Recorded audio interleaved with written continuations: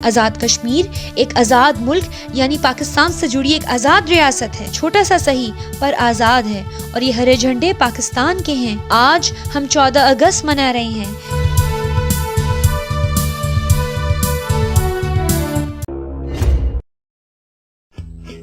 یہ کہانی ایک کشمیری بچے کی ہے جو سری نگر میں رہتا تھا۔ سری نگر جموں کشمیر کا سب سے بڑا شہر ہے۔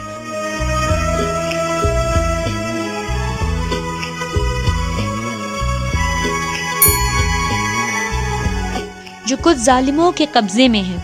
یہ شہر دریائے جہلم کے ساتھ ساتھ چلتا ہے۔ جموں کشمیر بے انتہا حسین ہے۔ سمجھ لو پھولوں سے بھری ہوئی پیاری سی وادی، ہری بھری صاف شفاف، لیکن یہاں ہوا میں بارود کی بدبو ہے۔ کبیر آپ ہی کی عمر کا ایک بچہ ہے، کشمیر کا رہنے والا۔ اس کو کشمیر سے بہت محبت تھی۔ وہ جس گھر میں رہتا تھا وہ لکڑی کا بنا ہوا تھا، بہت ہی چھوٹا مگر سکون والا، آرام دہ۔ اور سب سے بڑی بات، اس گھر کے لوگ بہت ملنسار، محبت والے اور اچھے اخلاق کے لوگ تھے۔ گھر کے سبھی لوگ، ابو جان، امی جان، دادا جان اور چھوٹا بھائی سفیر، سب بہت بہادر تھے۔ واقعی اتنے بہادر جیسے کہ پتھر کی مضبوط چٹانیں۔ وہ کسی سپاہی سے کم نہ تھے۔ ان کو روز لڑنا پڑتا، خطرے سے بچنے کے لیے، زندگی میں امن کے لیے، تعلیم حاصل کرنے کے لیے، کھانے پینے، فون کال، باقی دنیا سے رابطہ کرنے کے لیے، غرض ہر روز نئی نئی مشکلات کا سامنا کرنا ان کا روزمرہ کی زندگی کا حصہ تھا۔ وہ شام کا وقت تھا جس دن کبیر اسکول سے آ کر وادی سے کچھ دور کھلے میدان میں، جو پہاڑوں سے ڈھکا ہوا تھا، بکریاں چرانے گیا۔ یہ اس کا پسندیدہ مشغلہ تھا۔ وہ ان ہرے بھرے پہاڑوں کے درمیان بہت سکون محسوس کرتا۔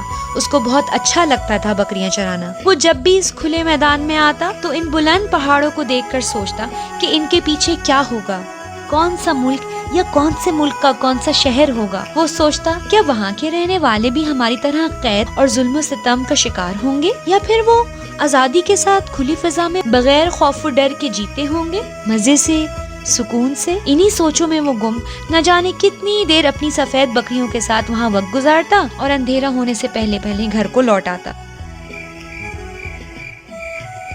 اس دن رات کو جب وہ عشاء کی نماز پڑھ کر سونے ہی لیٹا تھا کہ اسے کچھ شور سنائی دیا۔ اس کو ایسے لگا جیسے نیچے کوئی بھاگ رہا ہے۔ لکڑی کا تو گھر تھا، ذرا بھی کھٹ پٹ ہوتی تو پٹ آواز آتی۔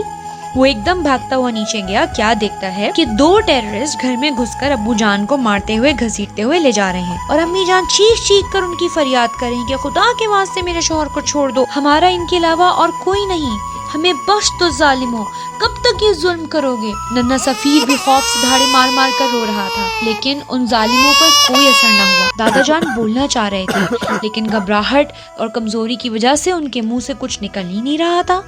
خود کبیر معصوم 10 سال کا ہی تو تھا، دیوار سے لگا تھر تھر کانپ رہا تھا، اور وہ کر بھی کیا سکتا تھا؟ ڈر کے مارے خاموشی سے روتا رہا۔ وہ برے لوگ ابو جان کو لے کر چلے گئے اور پیچھے سب کو تکلیف میں چھوڑ گئے۔ امی جان چوٹوں کے ساتھ زمین پر پڑی ہوئی تھی، اور بوڑھے دادا جان لاٹھی سے سر ٹکائے بے بسی سے اپنی سفید داڑھی پوچھتے رہے جو ان کے آنسوؤں سے گیلی ہو گئی تھی۔ اور یوں ان کی وہ رات دکھ اور درد سے گزر گئی۔ وقت رکتا کہاں ہے، گزر جاتا ہے۔ چلو یہ بھی اچھا ہے، برا وقت اگر رک جائے تو سانس لینا بھی مشکل ہو جائے، ہے نا؟ ابو جان تو چلے گئے، پتہ نہیں کب لوٹ کر آئیں گے بھی یا نہیں۔ اس دن کے بعد سے کبیر بالکل چپ سا ہو گیا تھا۔ وہ اسکول جاتا، گھر آ کر بکریاں چراتا، کھانا کھاتا اور سو جاتا۔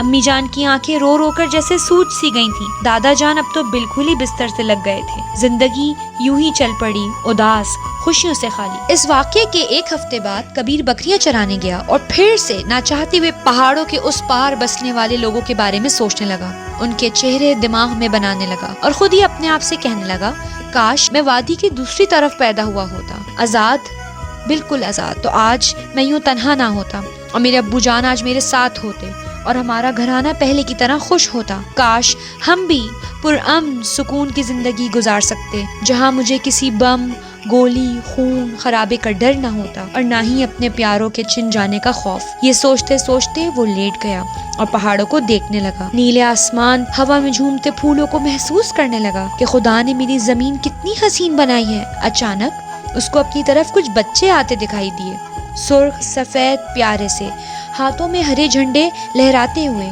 ان بچوں نے قریب آ کر دوستانہ انداز میں اس کی طرف ہاتھ بڑھایا اور کہنے لگے، دوست یہاں اکیلے کیوں لیٹے ہو؟ آؤ ہمارے ساتھ چل کر کھیلو۔ پہلے تو کبیر حیرانی سے ان کو دیکھنے لگا اور سوچنے لگا یہ کہاں سے آئے ہیں، لیکن پھر ان کے ساتھ چل دیا۔ وہ بچے اس کو ایک کھلے بازار میں لے آئے جہاں دکاندار آوازیں لگا لگا کر اپنی چیزیں بیچ رہے تھے، اور ایک الگ سی بات کبیر نے دیکھی کہ ہر دکاندار کے چہرے پر ایک مسکراہٹ تھی، جیسے وہ کسی بات پر بہت خوش ہوں۔ کبیر کے ذہن میں طرح طرح کے سوالات آ رہے تھے۔ اصل میں اس کے لیے یہ سب کچھ بہت نیا تھا۔ اس نے تو ہمیشہ بازاروں میں ٹیررسٹ کو بندوقیں ہاتھوں میں لیتے ہوئے ٹہلتے ہوئے دیکھا ہے، جہاں دکاندار کسی بھی وقت گولیوں کی برسات کر دیتے تھے اور جلدی جلدی لوگ اپنی دکانیں بند کر دیا کرتے تھے۔ بہرحال وہ چڑھتا رہا یہاں تک کہ بچے اس کو کھیل کے میدان میں لے آئے اور کرکٹ کھیلنا شروع کر دی، اور کھیلتے کھیلتے کبیر تھک کر ایک کونے میں بیٹھ گیا۔ ان کے ساتھ ایک اور لڑکا بھی آ کر بیٹھ گیا۔ کبیر اس سے کہنے لگا، جانتے ہو آج سے پہلے مجھے کبھی اتنا مزہ نہیں آیا جتنا آج آیا ہے۔ تم لوگ کو ڈر نہیں لگتا ایک کہ کوئی ظالم آئے گا اور گولی چلا دے گا، اور تم لوگ کس طرح یہاں پہ کھیلتے ہو؟ تم لوگ کو کیوں نہیں ڈر لگتا؟ دوست ہنسنے لگا، کہنے لگا، تم کہاں کی بات کر رہے ہو؟ کبیر نے کہا، اس میں حیران ہونے والی کیا بات ہے؟ کیا تمہیں سری نگر کے حالات نہیں معلوم؟ دوست نے کہا، یہ سری نگر نہیں۔ کبیر ایک دم عجیب سا ہو گیا اور کچھ نہ سمجھتے ہوئے کہنے لگا، تو پھر ہم کہاں ہیں؟ دوست نے کہا، یہ سری نگر کا بھائی ہے۔ کبیر بولا، کیا مطلب؟ دوست نے کہا، یہ کشمیر آزاد ہے۔ کبیر، یہ آزاد کشمیر ہے۔ کبیر کو یقین نہ آیا اور خوشی سے اچھلنے لگا، کہنے لگا، ارے واقعی ہم آزاد ہو گئے ان ظالموں سے، رب نے ہمیں بھی سکون دے دیا، ہم بھی سکون سے جئیں گے۔ دوست نے اسے گلے لگا لیا اور کہا کہ ہم آزاد کشمیر میں ہیں۔ آزاد کشمیر ایک آزاد ملک یعنی پاکستان سے جڑی ایک آزاد ریاست ہے، چھوٹا سا صحیح پر آزاد ہے، اور یہ ہرے جھنڈے پاکستان کے ہیں۔ آج ہم 14 اگست منا رہے ہیں۔ اس دن ہمارا ملک آزاد ہوا تھا، ہم جشن منا رہے ہیں۔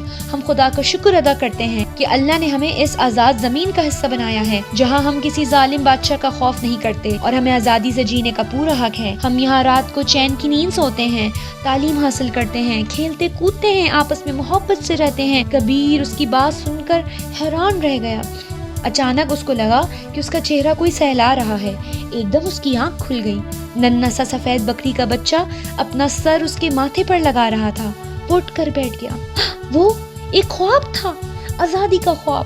تھوڑی دیر کہیں صحیح، مگر کتنا اچھا اگر یہ خواب حقیقت بن جائے اور اصل میں جموں بھی آزاد ہو جائے اور کشمیر کی بکھری زمین ایک ہو جائے، جہاں کا بادشاہ لوگ اپنی پسند سے چن لیں، تو سارے دکھ خوشی بن جائیں، سارا خوف امن ہو جائے، اور سارے آنسو مسکراہٹ میں تبدیل ہو جائیں۔ دل میں یہ دعا لے کر بہت ہی بوجھل دل کے ساتھ وہ اپنے گھر کی طرف چل دیا، جہاں اس کے گھر والے اس کا انتظار کر رہے تھے۔